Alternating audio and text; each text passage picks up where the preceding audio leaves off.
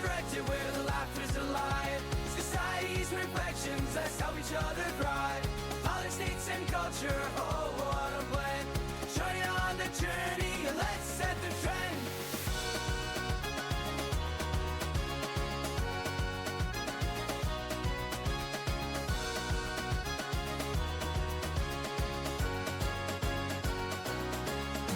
From headlines to laughter, we're taking it all. Diving deep into topics, we'll rise or we'll fall. Every episode's a journey, a ride through the maze.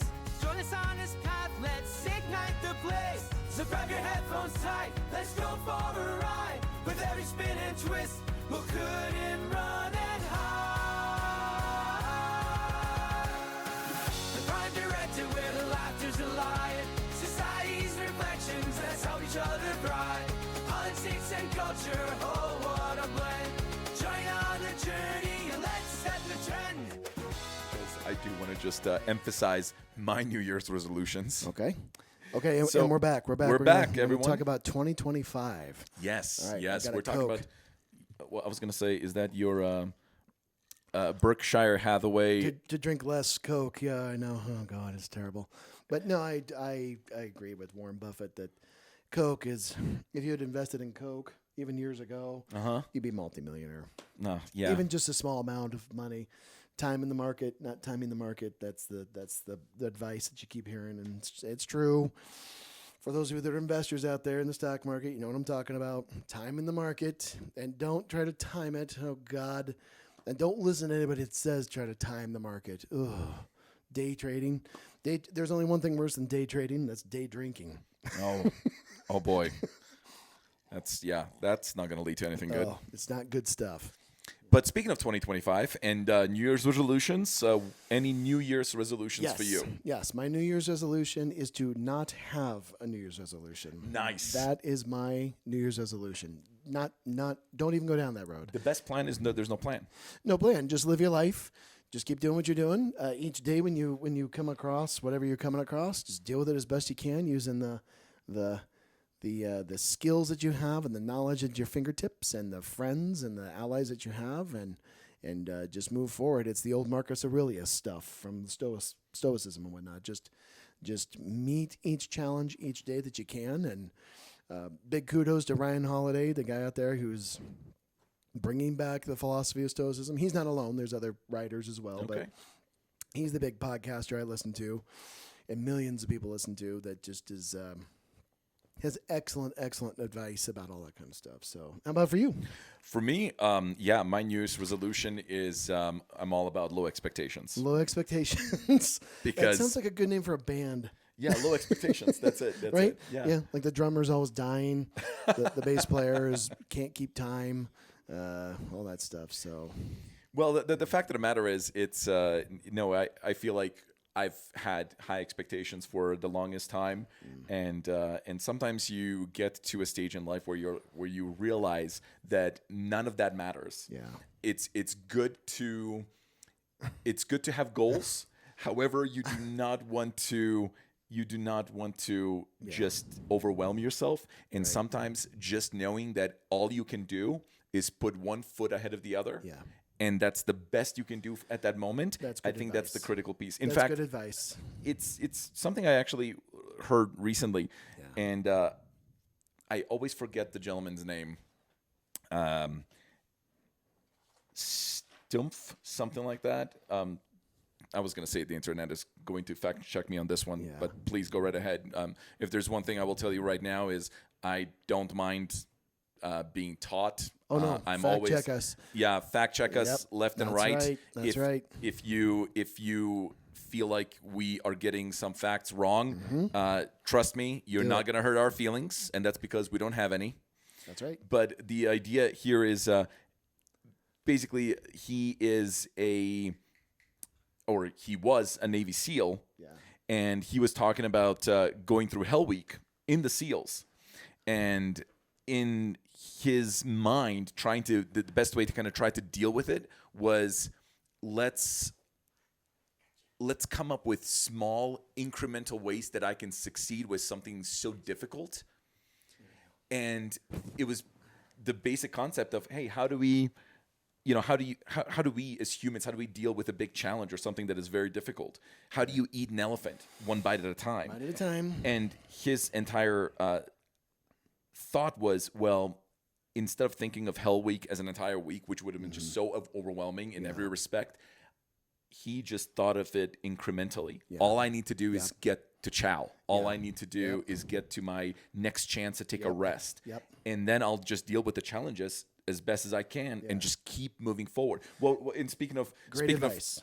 You can apply it to anything. Yeah, 100%. Just incremental kind of, don't worry about making $1 million. Worry about making $50, then worry about making $500, then worry about making the $5,000, and on it goes. On it goes until before you know it, after 20 years, Roth IRA, after 20 plus years, you've got yourself $500,000, and then if you can, don't touch it. Just kind of let the compounding interest go, and it goes for investment stuff. But in life, even like we were talking earlier about love and marriage and stuff, whoever it is, every day tell them you love them. Ask for their forgiveness for being a jackass. I do daily. Oh, God. Tell us more. Oh, God.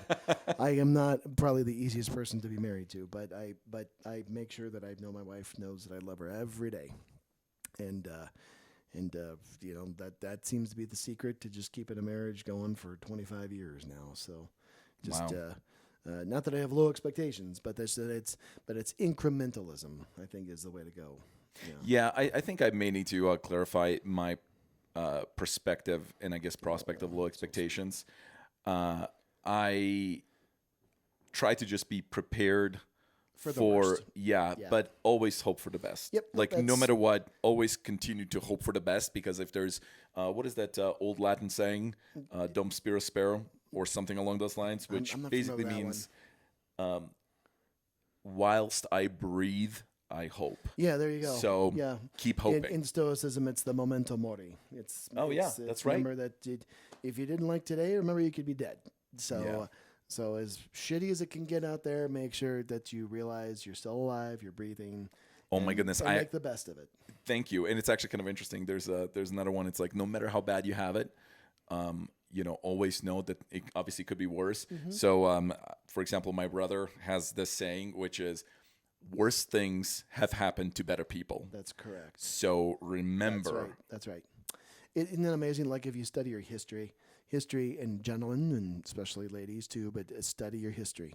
Study your history, because it opens your eyes. You see that you're not alone.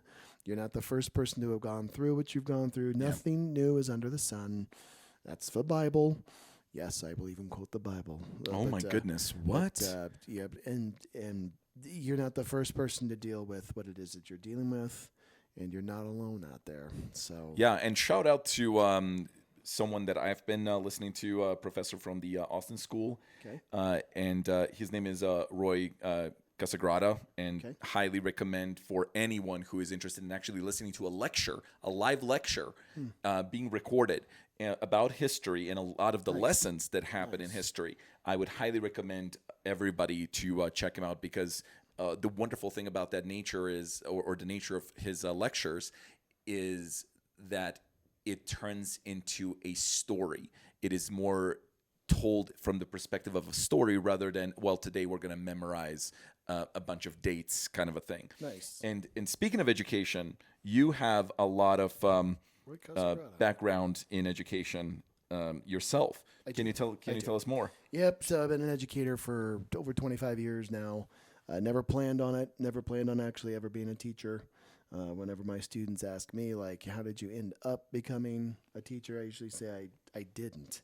The universe just pushed me this way. It was weird.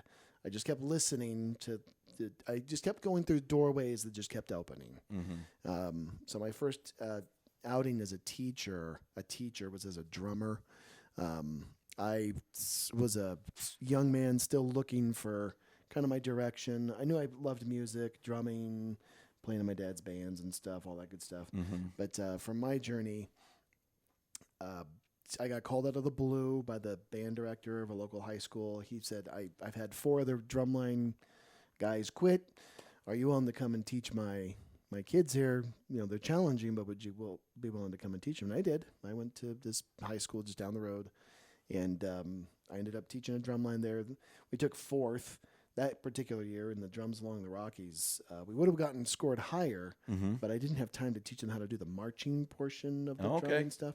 So we did a pit kind of a performance and teach them how to do cadences, and that's her name, and how to do drum runs. And I had my bass drums all lined up and stuff to write the different cadences, and had quad players and snares. And based on that experience, the music director there, he was like, he was like, how did you, he's like, I've been doing this a long time, right? And he was like, have you ever thought about being a teacher? And I was like, a teacher?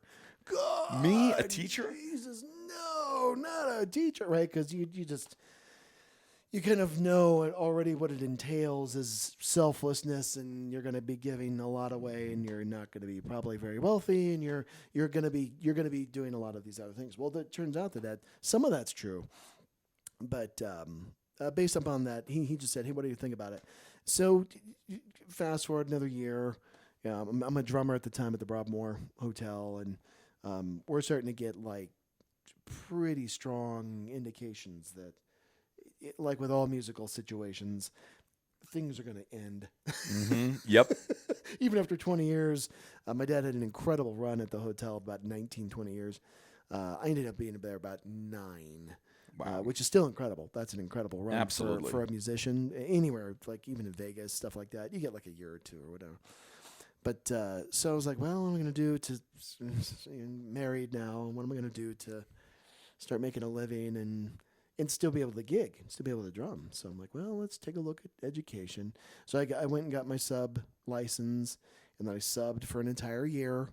That was like back in 2000, way long ago, before we rolled over to the new century.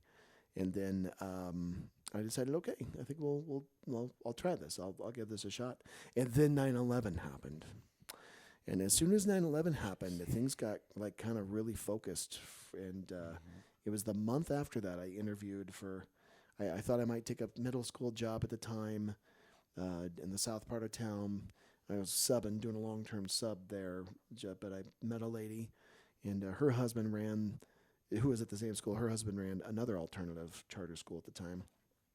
He interviewed me, loved me. So I ended up at a charter school for at-risk youth for about 4 years. A lot of kids coming out of the juvenile justice system. I loved it. I loved that. Every day was just like every day was like crazy. Every day was just, you never knew what you were walking into. I remember first week I got hired. I got hired in October because I remember it was 9/11, and I got hired my first teaching job the next month after. I'll never forget, I had a girl come in to my classroom. I was a social studies teacher at that time. A girl comes in after lunch. She's a known druggie. She had OD'd clearly already, but had stumbled into the school and into my room, frothing at the mouth, has crap coming all out of her, and she's collapses on the ground, and a couple of the girls are freaking out and stuff. And I tried to pick up the phone at the time. You'll love this. We had the intercom systems or whatever back then. We didn't have the same kind of like safe buttons like we do now. But I tried to pick up the phone, and it's dead. There's nothing, no. And I'm like, oh my God. So I run to my bag and I grab my cell phone, and it's one of those Nokia bricks. These old cell phones. Yep. And I had just enough charge. I got 911, got them there, and they showed up. That was incredible. They're downtown Colorado Springs, so they actually got there quick. So they get her in the same position, get her up on the cart. They hit her with I don't think it was Narcan back then. Yeah, it was something else. Else. They hit her with it, and she came out, and man, that was not. She was cussing and swearing and throwing things. Wow. And spitting up stuff on. It was nasty, and the room stank. Oh God, that was awful. And so they get her. They're wheeling her out of the room, and the director at the time comes and is like, "What just happened? What happened?" Like, I'm explaining to her what's happened. She's like, "Come into my office and explain what happened." I go, "Okay." So I go into her office and I explain, and she's like, "Here's this whole spiel about what I did, saved somebody's life, right?" Yeah. Well, no, she gives me a a reprimand slip. Wow. This is my first week in teaching, and I'm like, what do you mean a reprimand? What did I do wrong? Well, you didn't call me first. I'm like, well, the intercom was dead, lady. She didn't care. She's Wow. like, you should have run next door and should have done this. I'm like, yeah, shoulda, coulda, woulda.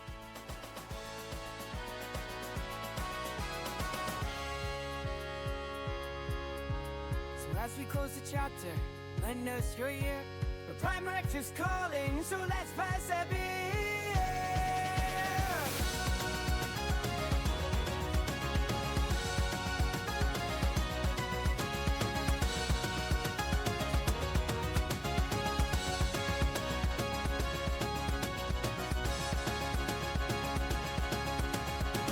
The Prime Directive, where the laughter's alive.